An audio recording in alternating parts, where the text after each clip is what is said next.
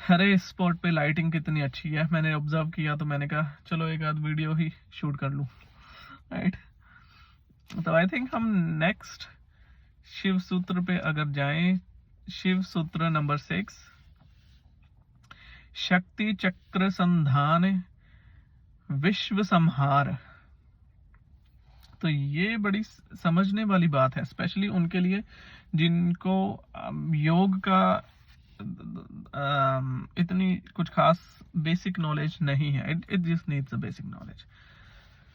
सो चलो मैं शुरू से एक्सप्लेन करने की कोशिश करता हूँ वर्ड बाय वर्ड, जितना ऑब्वियसली मुझे पता है। शक्ति चक्र संधान, शक्ति चक्र का क्या मतलब है? ये चक्र तो तुम लोगों ने सुना ही होगा, इतना इतना इंटरनेट चलाते हो, राइट। चक्र चक्र तो हर जगह सभी बोल रहे हैं, चक्र चक्र, लोअर चक्र, अपर चक्र, वट एवर, हार्ट चक्र एंड ऑल दैट, सभी तो बोलते हैं चक्रस, द चक्रस, राइट। अगर फिर भी नहीं सुना तो भाई चलो हम सुना देते हैं मैं सुना देता हूँ। तो चक्र क्या होता है? देखो हमने पहले बात की थी, हमारा एक स्थूल शरीर, this physical body, right, which can be observed, हाँ, दूसरा ऑब्जर्व्ड फिजिकली विद 5 सेंसेस। दूसरा है सूक्ष्म शरीर। जो सूक्ष्म शरीर होता है ना, तो ये ऊर्जा का शरीर है। तो जैसे ऊर्जा बहती है ना इस सूक्ष्म शरीर में, तो वो पाथवेज जो होते हैं ऊर्जा के बहने के, उनको हम बोलते हैं नाड़ियां।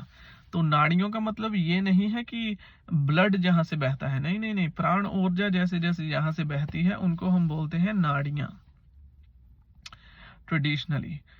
तो हमारा ये जो सूक्ष्म शरीर है नाड़ियों का वेब है, और इन नाड़ियों में भी हमने इन नाड़ियों को हमने 3 कैटेगरीज में कैटेगराइज किया है, 3 ब्रॉड नाड़ियों में, इड़ा, पिंगला, सुषुम्ना। अब इड़ा, पिंगला, सुषुम्ना ये एक अलग ही डिस्कशन है। तो अगर डिटेल में बात करनी है तो DM me, trust me, I wouldn't charge anything if you want to talk more about it. I just love talking about it. Anyways, so हाँ, ये 3 नाड़ियां हैं। तो जहां पर ये नाड़ियां, ये जो एनर्जी पाथवेज है वो इंटरसेक्ट करते हैं, राइट, ऐसे ऐसे, जहां पे जो इंटरसेक्शन क्रिएट करते हैं उन इंटरसेक्शन पॉइंट्स को हम बोल देते हैं चक्र। तो ये जो इंटरसेक्शन पॉइंट्स हैं, हर एक इंडिविजुअल के 112 होते हैं, और उनमें से एक जो 8 है वो हम शरीर में साध सकते हैं। तो इसीलिए जब भी कोई मंत्र जाप होता है, जब कुछ भी विधि क्रिया होती है, रिकमेंडेड होता है कि 108 बार करें एटलीस्ट, राइट।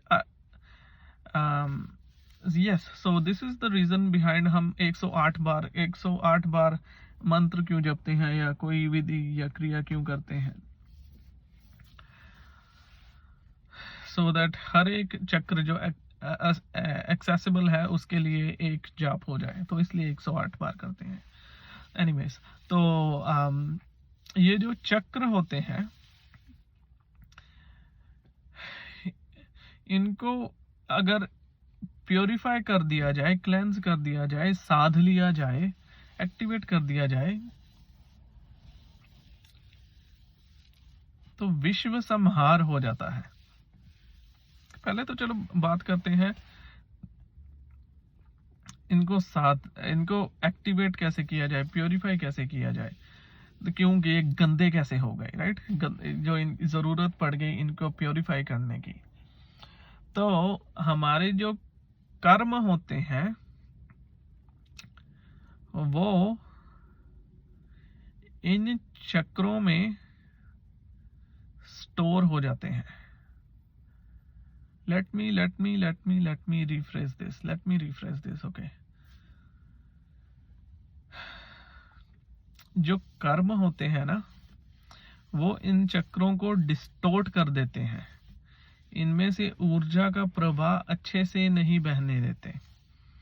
जो जैसे शरीर गंदा हो जाता है ना, वैसे ही हमारा सूक्ष्म शरीर मन भी गंदा हो जाता है। सूक्ष्म शरीर गंदा हो जाता है कर्मों से। शरीर को तो हम नहा के साफ कर लेते हैं, मगर हम ये जो सूक्ष्म शरीर है उसके लिए हम कुछ भी नहीं करते, राइट।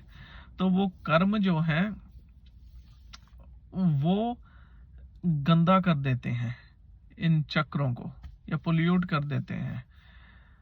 तो इसलिए एक जीवात्मा प्रवृत्ति की ओर जाती है। तो शिव कहते हैं अगर इन चक्रों को साफ कर दिया जाए, प्योरीफाई कर दिया जाए, साध लिया जाए, एक्टिवेट कर दिया जाए, तो विश्व का संहार हो जाएगा।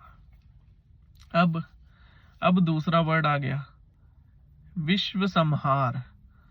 तो आप बोलोगे कि योग करने का ये क्या मतलब हुआ? ये दुनिया खत्म करने के लिए योग करना है, तबाही फैलाने के लिए योग करना है? तो पहली बात तो यार, हम पढ़ ही शिव सूत्र रहे हैं। हमारी साधना पद्धति, सनातन साधना पद्धति ऐसी पद्धति है जहां पर क्रिएटर की पूजा नहीं होती। हम क्रिएटर को नहीं पूजते, ब्रह्मा को नहीं पूजते, हम पूजा करते हैं संहारक की, डिस्ट्रॉयर की। सबसे ज्यादा मंदिर शिव के हैं, डिस्ट्रॉयर के। तो संहार को सबसे ज्यादा महत्व क्यों दिया गया है? क्योंकि हमारे जो जानने वाले थे, भगवान बुद्ध ने शरेआम कहा है, ये सारा विश्व है एक मोह माया है, एक इल्यूजन है जो तुम्हें बांधे हुए है। तो इस इल्यूजन का संहार करना है, मोक्ष की प्रक्रिया है। ये नहीं कि फिजिकली जाके कल को तुम पेड़ों पे पत्थर मारो, मुझे विश्व का संहार करना। नहीं नहीं नहीं, ये जो सेपरेशन है मेरे और उस विराट, अनंत विराट के बीच में, ये जो सेपरेशन खड़ी है, उसका संहार करना है।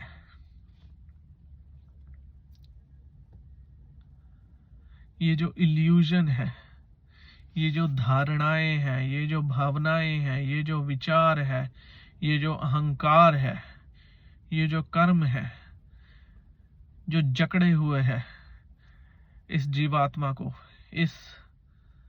इस मृत्युलोक में, उनका संहार करना है, सो दैट मुक्ति मिल जाए, मुक्त हो जाए, मोक्ष मिल जाए। हमारी आकांक्षा स्वर्ग जाने की नहीं है, हमारी आकांक्षा मुक्ति की है, निर्वाण की है, मोक्ष की है। तो शिव कहते हैं अगर इन शक्ति चक्रों को तुम साध लो